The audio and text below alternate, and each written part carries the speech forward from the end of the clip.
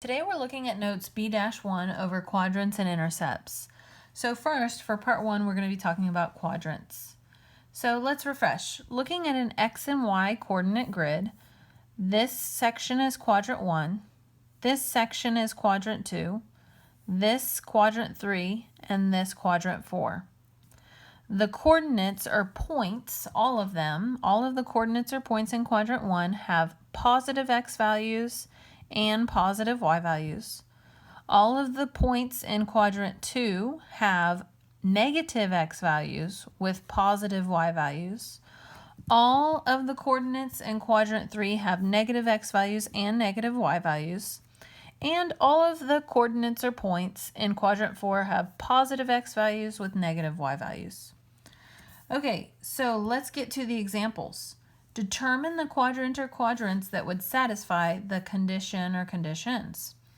Okay, a note, if any part of that quadrant works, check it off. So let's look at number 1. If I want you to tell me which quadrants have Y values that are less than -5, you should draw a coordinate grid and then think about it. So quadrant 1 and quadrant 2 have, we're talking about Y values that are positive. Positive numbers are not less than -5, so neither quadrant 1 or quadrant 2 will work. The only quadrants that will satisfy this condition are quadrant 3 and quadrant 4. Both quadrant 3 and quadrant 4 have Y values that are less than -5. Not all of them are, but some of them are. And remember, if any part works, check it off. So for this condition, the quadrants that would work would be quadrant 3 and quadrant 4 for number 1. Look at number 2. So which quadrant or quadrants have X values that are greater than -2? Okay, greater than -2. Obviously, these two quadrants have X values that are greater than -2 because these two quadrants have positive X values, and all positive values are greater than -2. However, do these two quadrants also satisfy this condition in some way? Well, yeah, this quadrant and this quadrant have the X value of -1, and the X value of -1 is greater than -2. So in this case, actually all of the quadrants have at least some X values that are greater than -2. Okay, so that's going to be quadrant 1, quadrant 2, quadrant 3, and quadrant 4. Look at number 3. So amping it up a bit. So on number 3, we want the quadrant or quadrants that have X times Y, coordinates that have X times Y values that are greater than 0. Greater than 0 means positive. So pick any coordinate, okay, in a quadrant, and will the X times the Y value of that coordinate be positive? Well, come back over here. The only way that condition is going to be so, the only way two numbers multiply to a positive is if the numbers are both positive or both negative, because a negative times a positive or a positive times a negative would be negative, and we want it to be greater than 0, so in other words positive. So we're talking quadrant 1 and quadrant 3. Those are the only quadrants that will satisfy that condition. Okay, look at, well, I skipped to 5 somehow. So 1, 2, 3, 5, 6, 7. So that should be 1, 2, 3, 4, 5, 6. Sorry about that. Okay, so here we have two conditions. So both conditions have to be met. Let's talk about how that works. So which quadrant or quadrants have an X value or X values equal to -4? That's going to be quadrant 2 and quadrant 3 have X equal to -4. X is all positive on this side. So that's for our first condition. The second condition is that the Y values have to be greater than 0. Which quadrant or quadrants have Y values greater than 0? That's going to be these two quadrants have positive Y values. So quadrant 1 and quadrant 2. When you have two conditions that must be met, this and this, then you're looking for the quadrant that has two checks. In this case, it's only quadrant 2 that will work. Okay, let's try that again, a different example like that. So look at number 5. I'm looking for the quadrants that have x values less than 0. So that's quadrant 2 and quadrant 3. Okay, these quadrants have x values less than 0.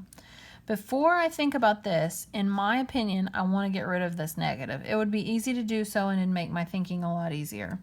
Divide both sides by -1. This would become positive y. Of course, when you divide by a negative, this symbol will switch. And 0 divided by -1 is still 0. So that helps me see this better.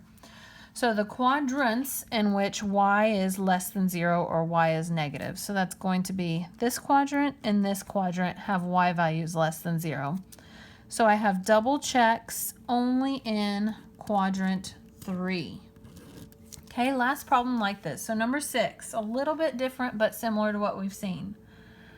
Which quadrant has x times y values of a coordinate that would produce a negative number? Less than 0 means negative.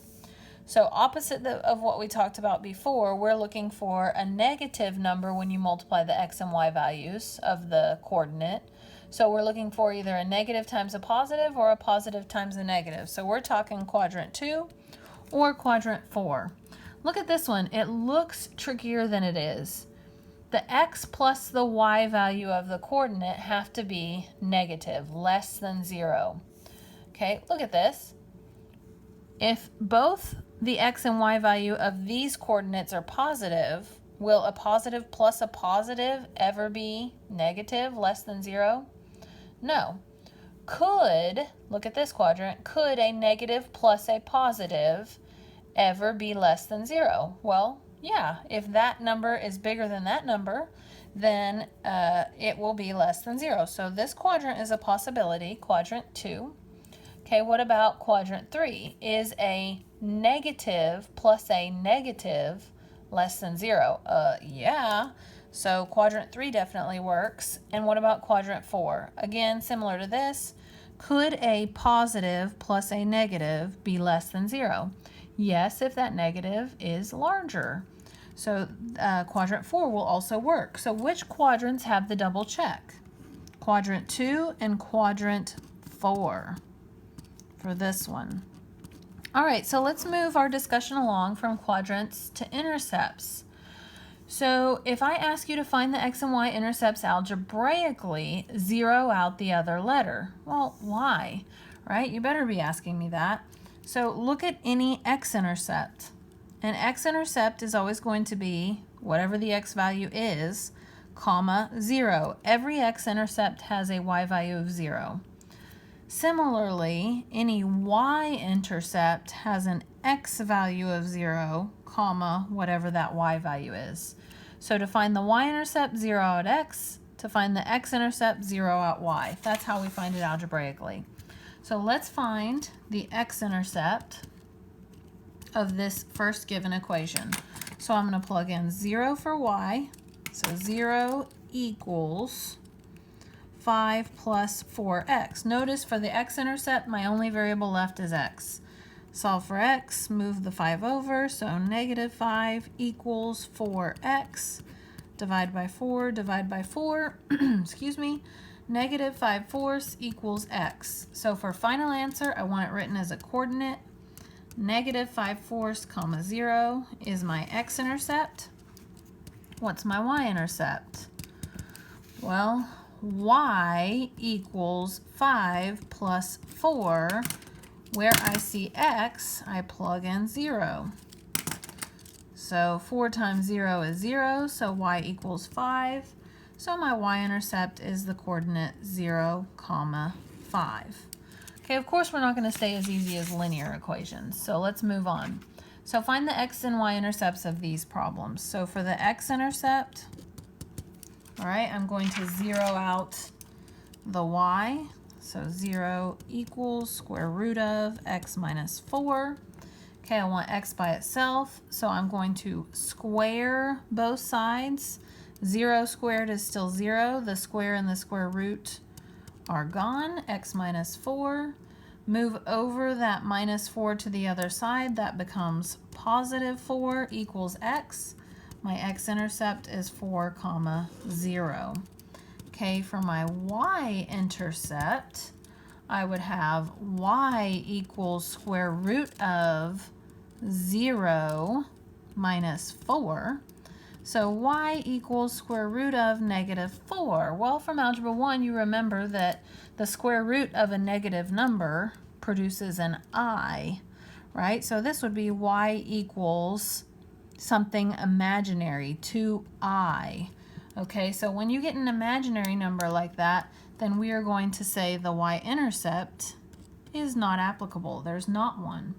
Okay, I want you to graphically think about this. That's the square root graph shifted right 4. Think about the square root graph. Okay, the square root graph goes like that. If I shift it right 1, 2, 3, 4, is it going to have a y-intercept? No, that makes sense graphically. Okay, so move along to number 3.